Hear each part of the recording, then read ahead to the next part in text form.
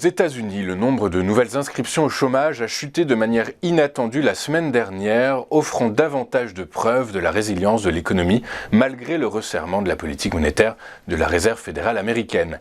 Les nouvelles inscriptions se sont établies à 194 000 contre 195 000 lors du dernier pointage.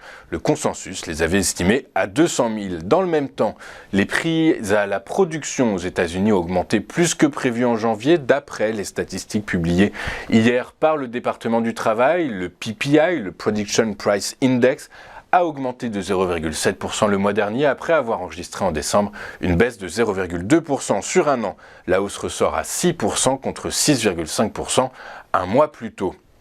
Plus tôt également cette semaine, l'indice des prix à la consommation a montré que les prix avaient augmenté de 0,5% en janvier par rapport au mois précédent, tandis que les augmentations annuelles avaient diminué de 0,1 point de pourcentage pour un tas de 6,4%. Les sages de la Banque centrale américaine se réuniront le 22 mars prochain et d'ici là, de nouvelles données clés sur l'inflation et le marché du travail seront publiées. Mais dans l'état actuel des choses, la Réserve fédérale américaine devrait probablement conserver un ton et une attitude hawkish. La plus grande entreprise alimentaire du monde affirme que les prix vont encore augmenter cette année. En effet, le groupe suisse Nestlé, après avoir augmenté ses prix de 8,2% en 2022 pour faire face à l'augmentation du coût de ses intrants, estime que cette hausse n'a pas été suffisante pour compenser notamment la hausse des prix du café ou des produits laitiers. Plus globalement, les entreprises du secteur de la distribution alimentaire sont face à un vrai dilemme. En effet, alors que l'augmentation des coûts comprime leur marge bénéficiaire, une augmentation trop agressive des prix risque de faire fuir les clients. À titre d'exemple, Unilever a déclaré que les hausses de prix ont entraîné une baisse des volumes de vente de 2,1% en 2022. De même, Nestlé a signalé une baisse des volumes de vente au second semestre de l'année dernière et a déclaré que cela était en partie dû au prix. La bourse de Paris a établi un nouveau record de valorisation hier à 7 387 points, et ce alors que la saison des résultats d'entreprise bat son plein et que les grands groupes français ont affiché leur résistance face au ralentissement économique. Pour mémoire, son précédent record était de 7 384 points, 7 385 points si on arrondit, atteint le 5 janvier 2022. Entre ces deux records, l'inflation, la guerre en Ukraine et le ralentissement économique partout dans le monde ont fait tanguer les indices jusqu'à faire perdre près d'un quart de la valeur de la cote parisienne. Mais le ciel des investisseurs s'est dégagé au dernier trimestre 2022 avec le reflux de l'inflation aux États-Unis et en Europe, un hiver doux qui a apaisé la crise énergétique et des indicateurs économiques meilleurs que prévu. La tendance est d'ailleurs la même en Europe avec la bourse de Londres qui a dépassé son précédent record de 2018 tandis que Francfort se rapproche du sien remontant à novembre 2021. La dynamique européenne est aussi bien meilleure qu'à Wall Street, encore bien loin de ses sommets.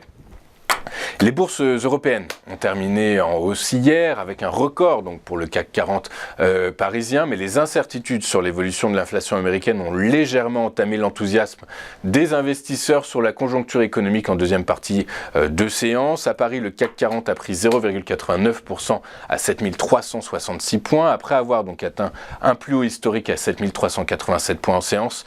Le FTSE a gagné 0,17% et le DAX allemand s'est adjugé 0,18%.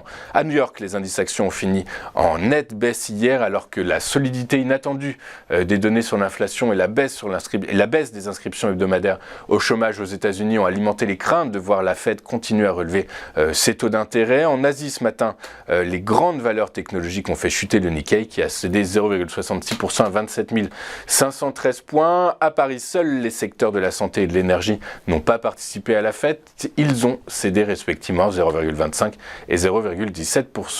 Parmi les principales hausses de la séance, nous retiendrons le bond en avant des télécoms qui se sont adjugés 5,52%, bien aidés en cela par Orange, dont le titre a pris 6,46%. Les services aux consommateurs suivent avec un gain de 1,77%, les matériaux de base avec une hausse de 1,53%. Dans le détail, Atos a fini en tête du SBF 120 après un gain de 14,61% à 13,53 €. La bourse salue les discussions avancées entre Atos et Airbus pour la cession de la branche d'activité digitale et de cybersécurité du premier au second.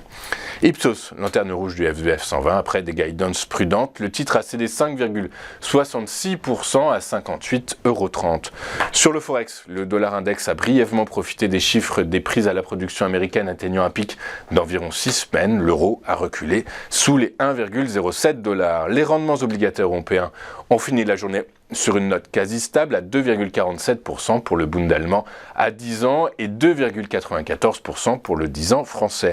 Les cours du pétrole ont reflué hier, refroidis par l'importante augmentation hebdomadaire des stocks de brut aux États-Unis, alors qu'en début de séance, les opérateurs avaient particulièrement savouré la révision à la hausse des projections de la consommation mondiale de brut par les principales agences de l'énergie. Sur le marché des monnaies virtuelles, le Bitcoin navigue toujours au-dessus des 24 000 $ malgré un repli hier de 0,57% à 24 033 $. L'Ethereum a cédé 1,2% à 1 647 $, puisqu'à l'instar des marchés actions, les cryptos pâtissent des craintes d'un resserrement monétaire de la Fed plus long qu'anticipé. Nous allons marquer une toute première pause et comme je vous l'annonçais, nous ouvrons le bal de nos invités avec Antoine Quesada tout de suite sur TV Finance.